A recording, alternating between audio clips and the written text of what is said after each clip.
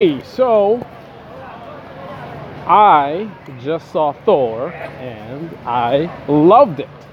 Absolutely loved it. I heard people talking about how Thor was joking around too much. He's being silly. And yes, there were a lot of jokes being made, but I don't think it took away from the character. Thor is supposed to be very, very powerful. He is a god after all, but he was certainly powerful. The humor did not take away from the power, at least not from my perspective. Anyway, so the topic, am I going the right way? I think I'm going the wrong way. I'm totally going the wrong way.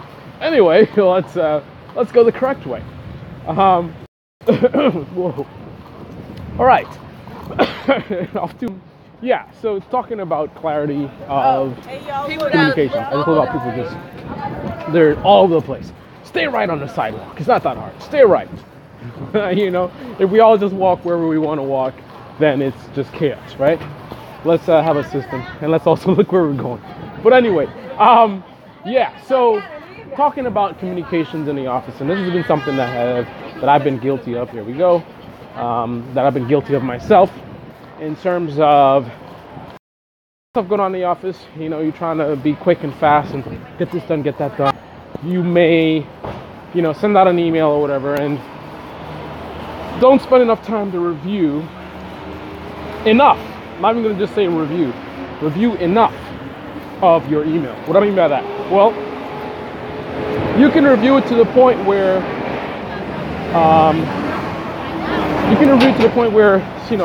there's no grammatical errors, all the spelling is good, but not review it in the context of clarity, comprehension, whatever you want, right? So the point is, there are two things you want to do when you're doing office communications. You want to obviously communicate the idea of whatever it is that you're trying to communicate, right? You're informing somebody about someone, giving them an update, whatever it is. You want to convey that information, but there's two aspects of the sort of the quality of the message, right? I guess I'll make it three. Make it three. So number one will be, communicating whatever it is, the information you're trying to communicate, right? That's the foundation, right? You're trying to communicate an idea, a thought, transferring information, whatever it is. So that's number one. Number two is you want to look at the grammatical sort of quality of your message. So spelling errors, bad grammar, things like that. I think most people who are semi-confident will take care of those aspects. By the way, I am in Chinatown grabbing my lunch. This is where you get the real good quality Chinese food. So that's why I'm here. Anyway, so most of us will get the first two, most of us, right? You communicate the information. You make sure that your grammar is good. You make sure your spelling is good and all that. And a lot of this is because of the haste, so much to get done, trying to be quick, looking at me rushing. I got to rush back to the office because I need to do a conference with someone, and they need information from me that is applicable to a meeting that they're going to have. So there's a dependency.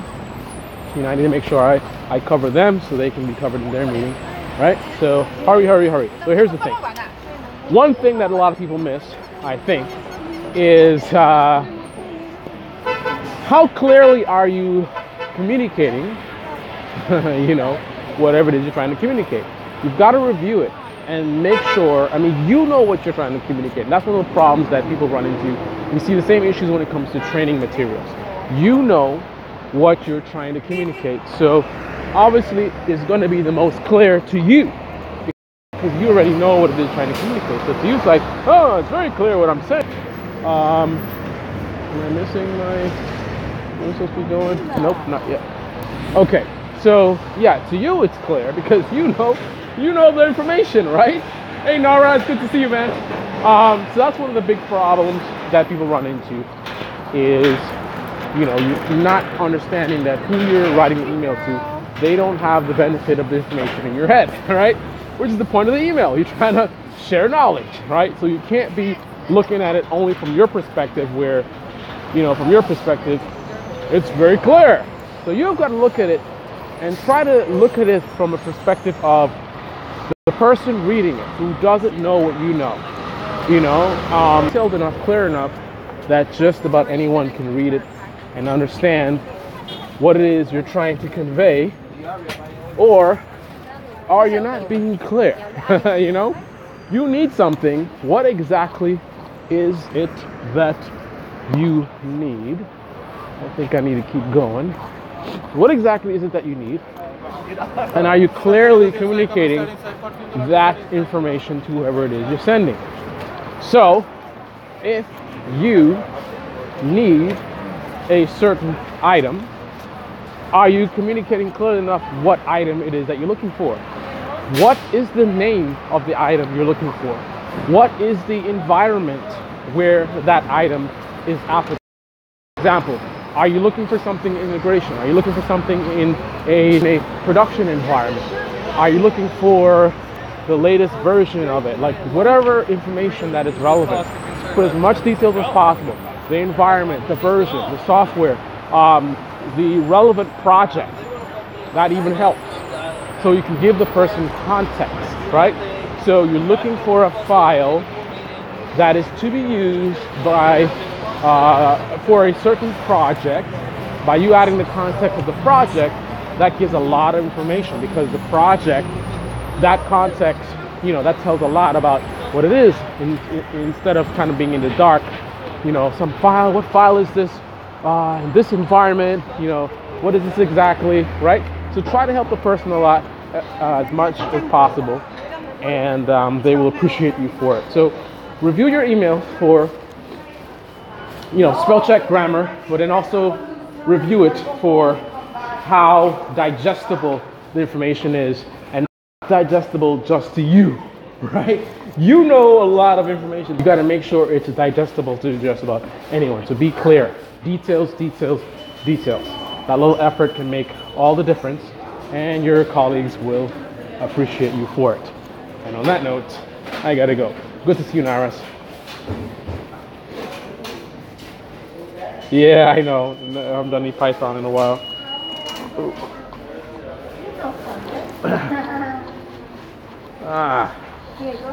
I actually haven't done any Python, anything, period.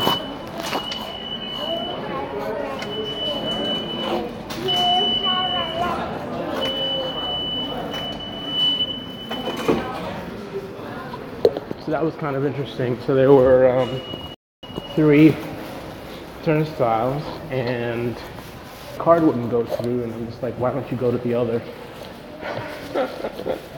Why don't you go to the other one? Ugh. A little congested. Congested. Okay, where am I going? I'm going... It's this way. Okay. We are Wall Street bound. I don't know how deep I'm going to be able to take you guys before we get disconnected. Disconnected. Be clear with your communication. That is the message for today. Something that I need to do myself. I was actually guilty recently. I sent an email where what is it that I didn't specify? I didn't specify a certain detail that sort of qualified what it was I was looking for. This is the wrong, I'm on the wrong platform. Guys, who are you talking to?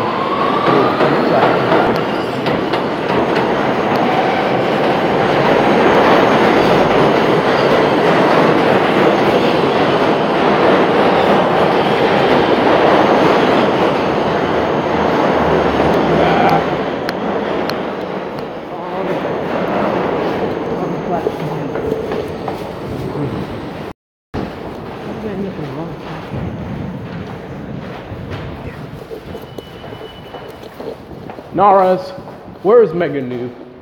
Where is everybody? You guys are hiding. You guys are hiding, man.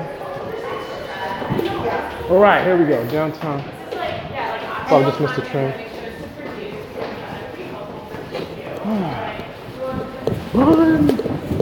Run, Forrest! Hurry. That just caused me a little delay. I went to the wrong platform. Alright. I gotta wait 4 minutes for the next train.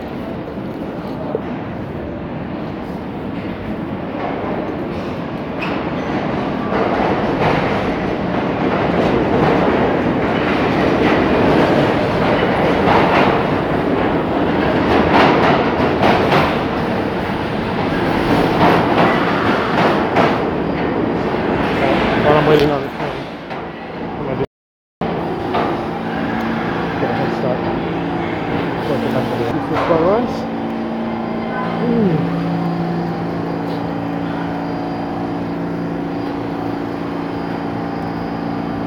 Back to work.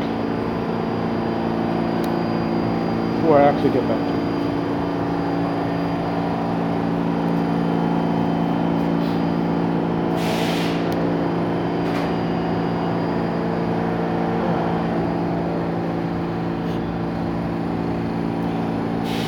It's my wallpaper. Alright guys, work time.